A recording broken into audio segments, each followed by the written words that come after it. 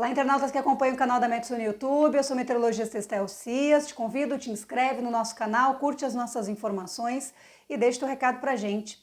E convido também para te conhecer Metsu.com, essa plataforma de dados aí com mapas gráficos, muita informação, não só de chuva e temperatura, mas com alertas importantes aí para granizo, vendavais, tempestades, estiagem, risco também de ondas de calor, ondas de frio, tudo que está por vir aí você encontra aqui, Metsu.com, além de gráficos, mapas, tem muita informação lá, conhece Metsu.com. Hoje nós vamos explicar a estiagem que afeta o Rio Grande do Sul desde o mês de novembro.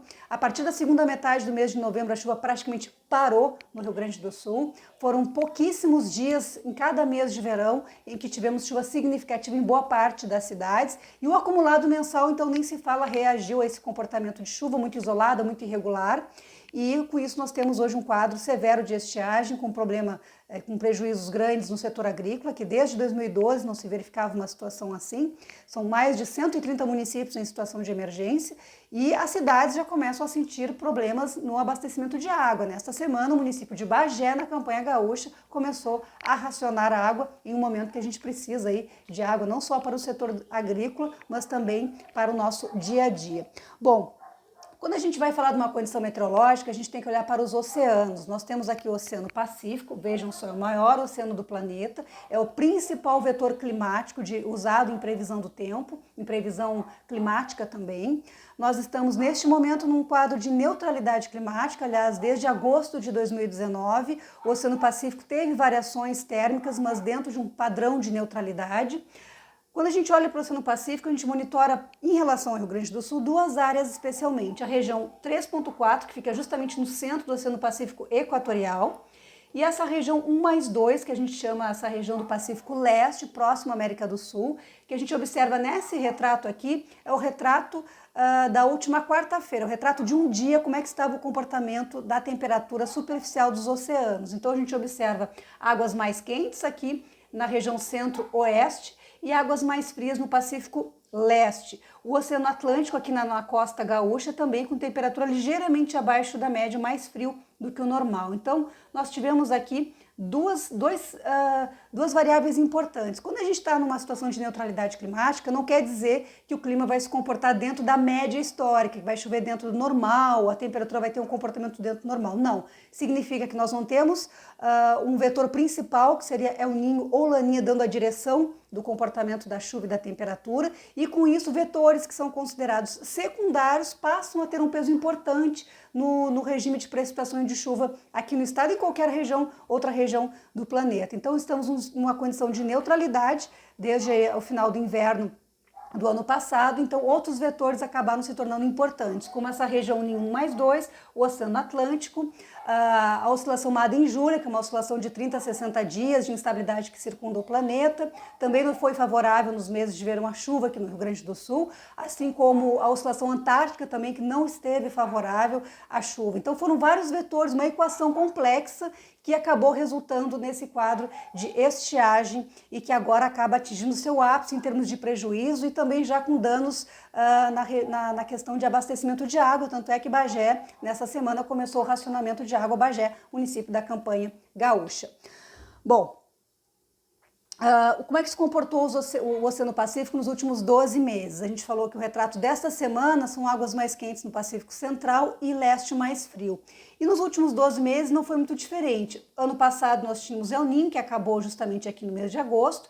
Depois a temperatura acabou oscilando dentro de um patamar de águas mais quentes, mas não num nível mínimo para deflagrar um novo El Niño. Então a temperatura da água no Oceano Pacífico Central continuou mais quente, mas não a ponto de termos um El Niño. E a região 1+2 aqui, o Pacífico Leste, que é essa área aqui que eu comentei, essa região aqui que é muito importante para o Rio Grande do Sul, desde o mês de junho, pelo menos até dezembro, teve com águas mais frias e picos aqui de resfriamento maior. Em outubro, a temperatura ficou 1,2 graus abaixo do normal. Depois, no mês de novembro, quase mais de 1 grau também abaixo do normal. Águas mais frias, portanto, em boa parte aí da primavera do ano passado. Esquentou um pouquinho em dezembro, depois voltou a esfriar no mês de janeiro. E claro, o efeito desse resfriamento ele não é instantâneo. Ele tem esse resfriamento até ter consequências na atmosfera e trazer isso para a nossa realidade, isso leva algumas semanas. Então a gente ainda está sentindo os efeitos dessas águas mais frias no Pacífico Leste, e que certamente foi um dos principais vetores que deixou a chuva mais irregular do que o normal, porque o normal no Rio Grande do Sul nos meses de verão é chuva irregular, chuva mal distribuída, é um intervalo grande entre um episódio de chuva e outro, está dentro da normalidade, mas realmente os volumes foram muito baixos comparados ao que é normal nesse período. Olhando para o trimestre, janeiro, fevereiro e março, esse aqui é um mapa do Instituto Nacional de Meteorologia, que possui uma rede ampla de estações meteorológicas em todo o Brasil. Nesse mapa, as áreas com cores quentes indicam onde a chuva ficou abaixo do normal, e as áreas em tons de azul, onde choveu mais que a média entre janeiro, fevereiro e março. A gente observa aqui boa parte do sul do Brasil, metade leste do Paraná, Santa Catarina e Rio Grande do Sul, apenas aqui o noroeste, centro-norte do Paraná com chuva acima da média. O sudeste, a gente sabe, o sudeste passou por um verão muito difícil, com mortes, com muitos danos, escorregamentos, prejuízos enormes. No mês de janeiro, Belo Horizonte teve quase 1.000 milímetros, no mês de fevereiro, chuva fortíssima na capital, região metropolitana de São Paulo. O que nós tivemos nas últimas semanas na Baixada Santista, também devido ao excesso de chuva. E aí a gente olha aqui para o Mato Grosso, parte do Mato Grosso do Sul, também parte do norte do Brasil, aqui o Pará e também o Amazonas com chuva abaixo da média, mas a faixa norte, já como consequência da zona de convergência intertropical, já apresenta volumes de chuva acima da média, e aqui o sudeste com destaque essas duas regiões. E aqui o Rio Grande do Sul, um déficit de precipitação, para vocês verem aqui a escala, volumes que ficaram em torno de 200 milímetros abaixo do normal no trimestre de janeiro, fevereiro e março.